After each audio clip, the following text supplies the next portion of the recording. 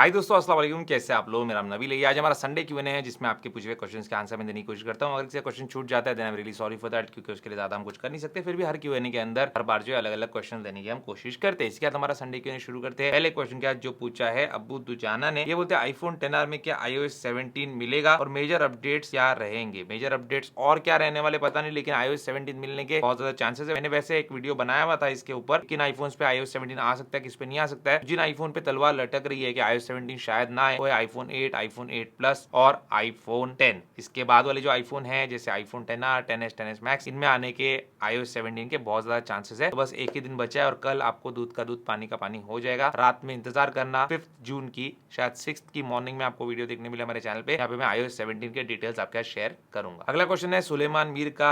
बेचारे moto vlogging से related काफी सवाल हमेशा करते रहते हैं और इंटरेस्टिंग भी है सवाल, तो मैं लेते भी रहता हूँ। मीर का सवाल ये है कि आईफोन 12 इनके पास है और मोटो व्लॉग शूट करना है इससे, तो क्या कर सकते हैं क्या? देखो, जो भी आईफोन्स है उसके अंदर जो ऑप्टिकल इमेज स्टेबलाइजेशन आता है या जो भी दूसरे फोन्स पे जिसके अंदर OIS आता है, क्योंकि उसके अंदर एक मैकेनिज्म होता है जिसमें स्टेबलाइजेशन प्रोवाइड करता है, तो वो चीज खराब होने के बहुत ज्यादा चांसेस है अगर आप अपने बाइक पे इसको मोटो व्लॉगिंग के सेटअप में इस्तेमाल करते हो तो, क्योंकि बाइक के जो वाइब्रेशन है, जर्क से बहुत ज्यादा होते हैं, जिससे ये OIS जो है उनका खराब हो सकता है। तो इस बात का ध्यान रखना। अपना महंगा फोन खराब करने से अच्छा है कि एक्शन कैमरा लेंगे आप तो ज्यादा बेटर रहेगा, जो उसके लिए ज्यादा सूटेबल है। और वेदर से भी आपका फोन जो है खराब हो सकता है, बैटरी हेल्थ भी गिर सकती है। दूसरी चीज ये बोल रहे हैं कि माइक लगाने पे जो एक्सटर्नल आवाज बहुत कम आ रही है और बोया का इन्होंने माइक ट्राई किया है। तो बोया का माइक की सेटिंग होती है, हर माइक की अपनी सेटिंग होती है जो आईफोन के साथ आप यूज करेंगे। और मेक श्योर कि जो एडेप्टर आप इस्तेमाल करते हैं किसी भी माइक को आईफोन के साथ कनेक्ट करने के लिए, जैसे पिछले दिनों मैंने एक वीडियो बनाया था हॉलीलैंड के माइक का, उसमें जो एडेप्टर है ओरिजिनल है, तो ओरिजिनल में ही आपको सही परफॉर्मेंस मिलेगा। एक बार मैंने डुप्लीकेट एडेप्टर मंगा के भी देखा जो कनेक्टर आता है, लेकिन उससे जो है परफॉर्मेंस काफी खराब हो जाती है, नॉइज आती है उसके अंदर। तो ये चीज का भी आपको ध्यान रखना है। और लास्ट में आपने जैसा लिखा है GoPro लेना पड़ेगा, तो लेंगे तो बहुत अच्छी बात है। थोड़ा सा पुराना मॉडल भी GoPro का ले लेंगे आपके बजट के हिसाब से, तो आईफोन से तो बेटर ही रहेगा वो मोटो व्लॉगिंग के लिए। अगला क्वेश्चन है क्लिंटन का। ये बोलते मेरे फ्रेंड के पास जो है आईफोन 12 और 12 प्रो के बीच में कंफ्यूजन है। उनके पास जो बजट है उसमें दोनों भी आ रहे हैं सेकंड हैंड वाले, वो लेना चाहिए या फिर न्यू लेना चाहिए या फिर उसको न्यू 14 प्रो मैक्स लेना चाहिए। अभी मनी का शॉर्टेज है और वो EMI पे नहीं लेना चाहता है। बहुत अच्छी बात है, EMI पे नहीं लेना चाहता है, लेना भी नहीं चाहिए, जितना हो सके उतना। और आईफोन 12 और 12 प्रो के बीच में अगर दोनों ही सेकंड हैंड है तो 12 प्रो ले लो। अगर 12 न्यू है और 12 प्रो सेकंड हैंड है तो 12 ले लो, क्योंकि थोड़ा सा टेंशन फ्री रहेगा, बाकी कुछ नहीं। अगर 12 और 12 प्रो के बीच में कौन सा डिवाइस बेटर है तो वो 12 प्रो ही बेटर है, और बजट नहीं है तो बिल्कुल भी 14 प्रो मैक्स या कोई भी फोन के लिए नहीं जाना चाहिए। 12 और 12 प्रो दोनों ही 5G वाले फोन है और कैमरास वगैरह सब अच्छे है, बहुत अच्छा काम उनका हो जाएगा और दोनों में ही OLED डिस्प्ले आता है। अगला क्वेश्चन है आनंद देव का। ये बोलते हैं मैंने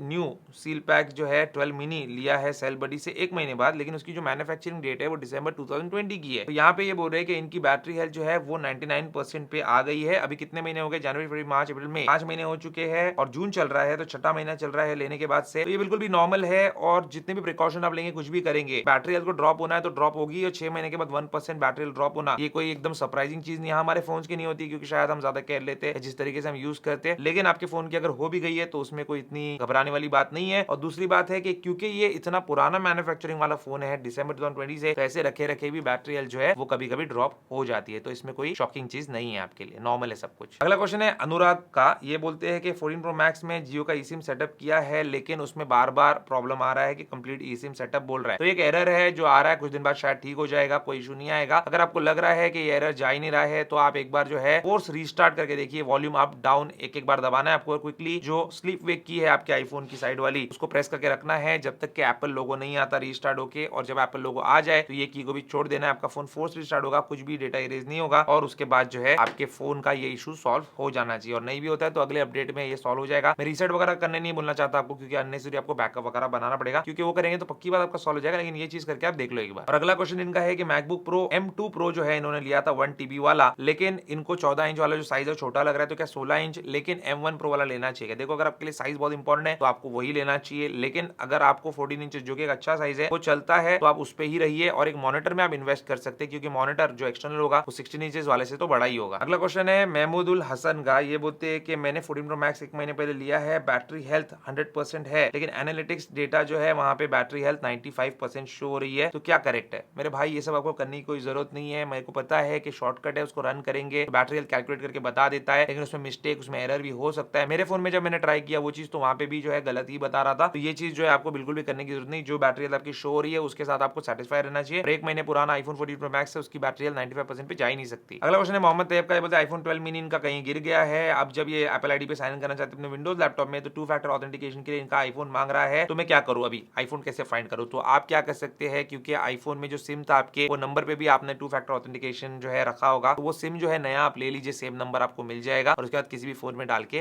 आप अपना 2 फैक्टर ऑथेंटिकेशन इस्तेमाल कर सकते हैं। अगला क्वेश्चन है रुद्रेश का, बोलते हैं एप्पल आईडी में क्या पैसे ऐड कर सकते हैं क्या किसी और डिवाइस से जो कि नॉन एप्पल डिवाइस है? बिल्कुल कर सकते हो, क्योंकि एप्पल आईडी में जो पैसे आप ऐड करेंगे, जो रुपया ऐड करेंगे, वो करेंगे यूपीआई के जरिए से। तो यूपीआई तो आपका किसी में भी हो सकता है, आपका आईफोन है, दूसरा सैमसंग है, तो एक पे आपको वही यूपीआई आईडी डालना है और यहाँ पे आपका गूगल पे या जो भी आप ऐप यूज करते हैं ओपन करेंगे तो वहाँ पे रिक्वेस्ट आएगी, आपको पे करना है और एप्पल आईडी में पैसे ऐड हो जाएंगे आपके। अगला क्वेश्चन है मंदार का, ये बोलते हैं पिछले वीडियो में आपने बताया था कि आईफोन 2024 में तो 16 प्रो वाले मॉडल है, उसका प्रोडक्शन इंडिया में स्टार्ट करने वाला है। अभी मैं आईफोन 13 यूज कर रहा हूँ, क्या 14 प्रो पे शिफ्ट करूँ या फिर 15 प्रो का वेट करूँ? तो मैं अभी 14 प्रो पर शिफ्ट हो जाऊंगा, तो 16 प्रो के लिए वेट कर सकता हूँ। देखिए अभी आपको अगर अपग्रेड करना जरूरी है, क्योंकि 13 भी काफी अच्छा डिवाइस है, लेकिन आपकी मर्जी, आपका पैसा, आपको अपग्रेड करना है तो 14 प्रो अभी आप ले सकते हो और उसके बाद 16 प्रो पे जा सकते हो। लेकिन क्योंकि 15 प्रो आने में हार्डली कुछ दिन बचे हैं, कुछ ही महीने बचे हैं, 2-3 महीने, तो उसके बाद आपके 14 प्रो की वैल्यू ऐसे भी गिर जाएगी, तो 2-3 महीने रुकने के बाद भी आप 14 प्रो ले सकते हो, थोड़ा और सस्ते में आपको मिल जाएगा। अगला क्वेश्चन है पार्थ कुमार का, ये बोलते हैं आपको अगर दिल्ली आने का मौका मिला तो दिल्ली का जो एप्पल स्टोर है वहां आप विजिट करके अपने वीडियो बनाना चाहेंगे क्या? आई डोंट नो, मैं वहां पे जाना चाहूंगा नहीं चाहूंगा, क्योंकि मुंबई का देख लिया और दोनों के जो वीडियोस देखा उसमें मुझे मुंबई वाला ही ज्यादा पसंद आया। और एप्पल स्टोर तो एप्पल स्टोर है, वहां पे जाने के बाद कोई अलग चीज देखने मिलेगी नहीं, बस ये है कि मॉल के अंदर है और एक मॉल के अंदर होने के बावजूद थोड़ा सा बाहर है मुंबई वाला, तो इतना डिफरेंस है। मुझे लगता है कि वहां जाके कुछ खास है वीडियो बनाने के लिए आप लोगों के लिए, क्योंकि कुछ होगा, कुछ डिस्काउंट होगा, ये होगा तो अलग बात है, अदरवाइज क्या स्टोर दिखाना है आपको, आप लोग ऑलरेडी देख चुके हैं। तो देखेंगे इसके बारे में, सोचेंगे जब मैं दिल्ली जाऊंगा तब की बात है। और दूसरी चीज ये पूछ रहे हैं कि 2024 में क्या एप्पल राउंड वॉच जो है वो निकालेगा क्या मार्केट में? तो ये बहुत ही ज्यादा जो है मुश्किल है, क्योंकि एप्पल का अपना एक तरीका है अपने वॉचेस का, और अचानक से वो राउंड डायल वाली वॉच पे मुझे नहीं लगता शिफ्ट होने वाला है, इसके कोई लीक्स है। और बोलते हैं क्या ये वॉच एंड्रॉइड पे भी वर्क करेगी, क्योंकि एंड्रॉइड यूजर बहुत सारे हैं, तो ये बहुत ज्यादा उसकी सेल भी होगी। और इसके बाद जो है पूछ रहे मैकबुक का टच स्क्रीन जो है वो क्यों नहीं आ रहा, आईपैड खत्म हो जाएगा क्या इसकी वजह से? और आईफोन 12 जो इनका चार्ज के टाइम पे 50% पर होल्ड हो जाता है। देखिए आपको तो पता ही है, चार्जिंग अगर ओवरहीट हो रही है तो होल्ड हो जाएगा वो चार्जिंग और उसके बाद कंटिन्यू हो जाएगी। सही बात, मैकबुक में टच स्क्रीन क्यों नहीं आता है? क्योंकि वो टच स्क्रीन वाला जो डिवाइसेस है एप्पल के अलग है, और लैपटॉप्स के अंदर फिलहाल तो उन्होंने लेके नहीं आया मैकबुक के लिए टच स्क्रीन वगैरह। शायद उनको लगता होगा कि वो काफी जो है अजीब सा क्लमजी सा हो जाएगा, आप उसको टाइप भी कर रहे हो या उसके कीबोर्ड को इस्तेमाल कर रहे हो और टच भी करते जा रहे हो, तो इसलिए शायद नहीं लाते होंगे, या पता नहीं क्या रीजन से नहीं लाते होंगे। बाकी आईपैड है जो आपका टच स्क्रीन डिवाइस है, आईफोन है, और मैकबुक मैं भी इस्तेमाल करता हूँ, मुझे कहीं भी कमी महसूस नहीं होती टच स्क्रीन यूज करने की। हालांकि एक विंडोज लैपटॉप भी है जो कि टच स्क्रीन वाला है, कभी मौका मिला तो आपको वीडियो में लाके दिखाऊंगा, तो मुझे वहां पे भी जो है टच का इस्तेमाल करने की इतनी जरूरत पड़ती नहीं, तो शायद इसलिए नहीं लाते होंगे। और रही बात वॉच जो है एप्पल वॉच है एंड्रॉइड फोन के साथ काम करने वाली है फ्यूचर में, मुझे लगता है एप्पल ऐसा कभी करेगा, क्योंकि ये भी एक रीजन है, क्योंकि एप्पल वॉच स्मार्ट वॉचेस की दुनिया में काफी जो है नंबर 1 की वॉच आप बोल सकते हो, इजीली बहुत बेस्ट है। वहां पे उसकी वजह से भी आईफोन के सेल्स होते हैं, क्योंकि एप्पल वॉच सिर्फ आईफोन के लिए चलती है, तो कुछ भी करके जो है लोगों को एक आईफोन लेना ही पड़ता है अपने एप्पल वॉच को इस्तेमाल करने के लिए। अगला क्वेश्चन है अलमास का, ये बोलते हैं iPhone 13 big billion day sale में ले लूं या फिर आईफोन 15 का वेट करूं, और क्या आईफोन 13 बेस्ट रहेगा मेरे लिए? देखो अगर आपका बजट है आईफोन 15 का तो 15 ही ले लो, लेकिन अगर आपका आईफोन 13 का बजट है जो कि बिग बिलियन डे सेल में आपको हो सकता है 40 में मिल जाए, हो सकता है 45 में मिल जाए, तो आपको उसके लिए जाना जो है ज्यादा सेंस बनता है, क्योंकि आप अननेसेसरी आप स्ट्रेच करेंगे अपना बजट और फिर 15 के जाएगा। 15 लॉन्च होगा तो कितने में होगा? 80 में होगा, 75 में होगा, उस रेंज में ही आपको मिलने वाले ऑफर्स के साथ भी। तो कहां पे 80,000 कहां पे 40,000, दोनों के बीच में जमीन आसमान का फर्क है। आधी कीमत में आपको ऑलमोस्ट सिमिलर फोन मिल रहा है, आपका काम बन रहा है, तो 13 के लिए जाओ। और 15 तो डेफिनेटली उससे बेटर रहेगा, लेकिन पैसे आपके 13 में ही बचने वाले, और 13 भी कहीं से भी बुरा नहीं है, कैमरा भी अच्छा है, डिस्प्ले भी अच्छा है, 5G भी है, और बेस स्टोरेज भी उसका 128GB है, जो कि मेरे ख्याल से आपके हिसाब से सही रहेगा। अगला क्वेश्चन है एगॉन का, इन्होंने 2.5 साल से जो है आईफोन 10R यूज कर रहे थे और इन्होंने उसको बेचकर लिया OnePlus 11, जिसके लिए उन्होंने 62,000 रुपीज स्पेंड किए। अब ये इसको जब सेल करना चाहते हैं, क्योंकि उनको बिल्कुल भी जम नहीं रहा है, और कोई भी आईफोन यूजर को सीधा सीधा एंड्रॉइड फोन पे जाएगा तो बहुत ही मुश्किल है वहां पे एडजस्ट करना और खुश रहना, क्योंकि उसको बकवास ही लगने वाला है, उसके एनिमेशन वगैरह और सारी चीजें। तो यहाँ पे इनको बेचने के टाइम पे 45,000 ही आ रहे, तो इनको क्या करना चाहिए? 13, 14 लेना चाहिए या 15 का वेट करना चाहिए, वो लेना चाहिए, क्योंकि एंड्रॉइड पे जाना जो है इनके लिए वर्क बिल्कुल भी नहीं कर रहा। तो यहाँ पे सबसे पहले आपका सोल्यूशन मैं यहाँ पे बता दूं कि आप जो पैसे का नुकसान हो रहा है आपका, वो आप कर ही लो, क्योंकि पछता के कुछ फायदा नहीं है। 62,000 में लिया है, 45 में उसको बेच दो। अभी भी मैं बोलता हूँ बहुत ज्यादा पैसे का नुकसान नहीं है, क्योंकि एंड्रॉइड फोन की जो रीसेल वैल्यू है वो बहुत ही बेकार रहती है। OnePlus वगैरह की भी जो है आपको इतनी कुछ खास देखने मिलेगी नहीं, और यहाँ पे आपको जो है 15 का अगर वेट कर सकते हो तो करो, कुछ महीने बाकी है, उस टाइम पे भी आप अपना फोन बेच सकते हो, थोड़ा और नुकसान होगा, तब तक आप खींच सकते हो OnePlus 11 को, तो ठीक है। अदरवाइज अभी 13 या 14 के लिए जाना है, ज्यादा समझदारी है, क्योंकि अननेसेसरी इतना पैसा डालने के बाद फ्रस्ट्रेट होने का कोई मतलब नहीं है। और जिन लोगों के पास आईफोन है उन लोगों को अगर थॉट आ रहा है एंड्रॉइड पे शिफ्ट होने का, मैं आपको यही सजेस्ट करूंगा अपना आईफोन बेचो मत, एक एंड्रॉइड फोन लो, और लेने के बाद अगर ठीक लगे तो ठीक, वरना आप जो है उसको सेल कर देना इस तरीके के नुकसान में, क्योंकि आईफोन का भी आपका नुकसान होगा, एंड्रॉइड का भी नुकसान होगा, फिर से नया आईफोन खरीदेंगे तो उसमें भी आपका नुकसान होगा। मेरे पास भी एक एंड्रॉइड फोन है, एक आईफोन है, दोनों top of the line models है, एक S23 अल्ट्रा है, एक आईफोन 14 प्रो मैक्स है, लेकिन जो 99% मेरा काम है वो सब आईफोन 14 प्रो मैक्स पे होता है, और S23 अल्ट्रा में रखा है सिर्फ कॉलिंग के लिए, उसमें कॉल रिकॉर्डिंग है। इसके अलावा कोई काम मैं जो है अपने S23 अल्ट्रा पे नहीं करता हूँ, लेकिन उसमें कोई अच्छी चीजें भी है, जैसे उसका फाइल्स ऐप जो है व्हाट्सएप में डायरेक्टली खुल जाता है। वही आईफोन में अगर आप देखेंगे तो पहले फोटो अगर आपको एज ए डॉक्यूमेंट सेंड करना है तो उसको सेव करो, उसके बाद जो है अटैच करो, ये थोड़ा प्रॉब्लम होता है आईफोन में। अदरवाइज हर चीज जो है, चाहे वो मल्टीमीडिया हो, चाहे एंटरटेनमेंट हो, चाहे गेम्स हो, सब चीज आईफोन में ही मजा है। एंड्रॉइड में वैसा मजा आपको देखने नहीं मिलने वाला। अगला क्वेश्चन है जार्विस का। ये बोलते हैं आईफोन में वर्ल्ड का बेस्ट मोबाइल प्रोसेसर तो है, लेकिन मल्टीटास्किंग के ऑप्शंस क्यों नहीं दिए? हैंग होने का, लैग होने का चांस है, इसलिए क्या हैंग होने का, लैग होने का चांस हो सकता है क्योंकि आप सैमसंग के फोन पे भी या कहीं पे भी स्प्लिट स्क्रीन मल्टीटास्किंग यूज करते हो तो थोड़ा सा उसमें ग्लेच, थोड़ा सा जो है जिटरीनेस, ये सारी चीजें जो है आपको देखने मिलती है। और iOS की जो स्मूथनेस है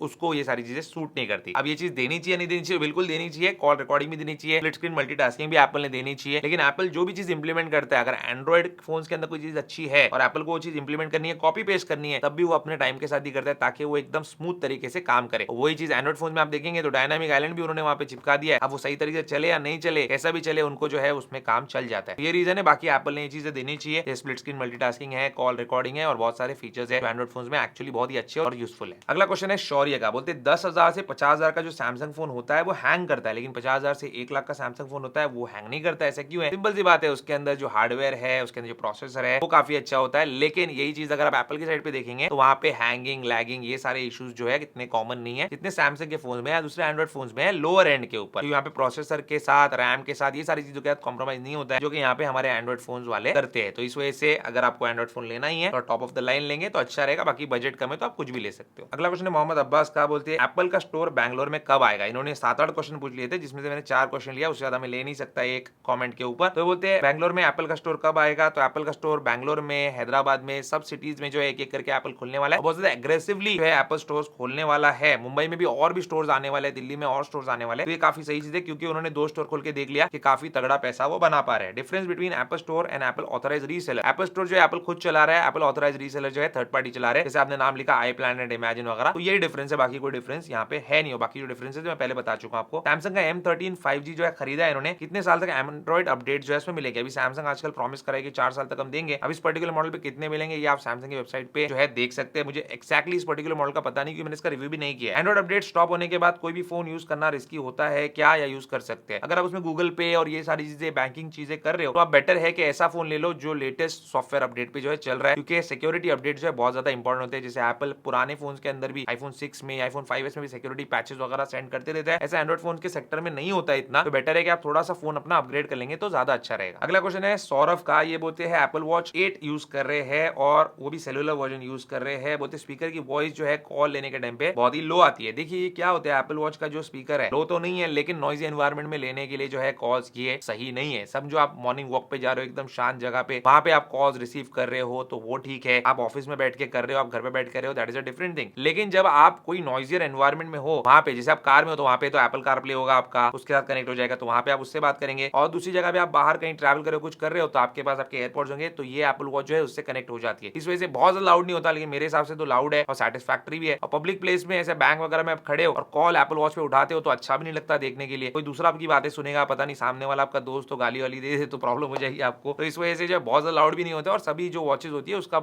एक लेवल तक ही लाउडनेस होती है, बहुत ज्यादा नहीं होती। अगला क्वेश्चन का ये है कि जब ये मोटरसाइकिल चलाते हैं तो उस टाइम में इनकी एप्पल वॉच जो है ऑटोमेटिकली इनको बोलती है कि आप साइकिलिंग करेंगे तो ऑटो वर्कआउट डिटेक्शन किस तरीके से ऑफ कर सकते हैं। तो इसके लिए आप क्या कर सकते हैं, आपकी एप्पल वॉच के अंदर जो सेटिंग है उसके अंदर जो स्टार्ट वर्कआउट रिमाइंडर और एंड वर्कआउट रिमाइंडर है उसको आप ऑफ कर दो, तो वहां पे मैनुअली वर्कआउट ऑन और ऑफ होगा और बार बार आप स्कूटर पे, बाइक पे होंगे तो डिटेक्ट नहीं करेगा आपका वर्कआउट। अगला क्वेश्चन इनका ये है कि जब ये अपने फोन से दूर होते हैं तो ऑटोमेटिकली इनके वॉच पे सिग्नल आता है, लेकिन एयरप्लेन मोड पे डालते हैं तो वॉच पे सिग्नल नहीं आता है। तो मैं क्या करूं, मैं सोने के टाइम पे फोन को एयरप्लेन मोड पे डालता हूं। इसलिए नहीं आता है क्योंकि आप उसको मैनुअली एयरप्लेन मोड पे डाल रहे हो, क्योंकि ऑब्वियसली आप चाहते हो कि वहां पे आपको सिग्नल नहीं आए। इस वजह से आपके एप्पल वॉच पे भी नहीं आएगा, लेकिन आप अपने एप्पल वॉच से अपने फोन को दूर लेके चले जाते हो, आपके एप्पल वॉच पे सिग्नल आता है। तो बेटर है कि आप अपने फोन को एयरप्लेन मोड पे ना डाले, सोने के टाइम पे फोकस मोड का इस्तेमाल करें। अगला क्वेश्चन है इट्स अज्जू का। बोलते हैं आईफोन 6 से 64GB जो है ओलेक्स से लिया था, 100% भी बैटरी दिखाता है, लेकिन 2-3 घंटे ज्यादा फोन चलता नहीं है। 4,000 में मैंने फोन लिया था। अब मैं कहां से जो है इसकी बैटरी चेंज कराऊं, एप्पल स्टोर से कराऊं या बाहर से कराऊं? मेरे भाई बाहर से ही कराएंगे, आप एप्पल स्टोर से कराएंगे। 4,000 क्या उससे ज्यादा आपको जो है बैटरी रिप्लेस करवाने में लग जाएंगे, जितने का आपका फोन भी नहीं है। अगला क्वेश्चन है चिराग शर्मा का, इंजीनियरिंग स्टूडेंट है। बोलते हैं आईपैड एयर 64GB वाईफाई लूं या फिर 256GB वाला जो है आईपैड 10 जनरेशन लूं? तो यहाँ पे आपको आईपैड एयर ही लेना चाहिए क्योंकि उसमें चिपसेट ज्यादा अच्छा है, टाइप सी पोर्ट है और 64GB रहने के बावजूद एक सस्ता पेन ड्राइव भी आप उसमें लगा सकते हो, क्योंकि आईपैड 10 जनरेशन में आप नहीं लगा सकते। तो बेटर है कि आईपैड एयर ले लो। अगला क्वेश्चन है सुभाष कुमार का।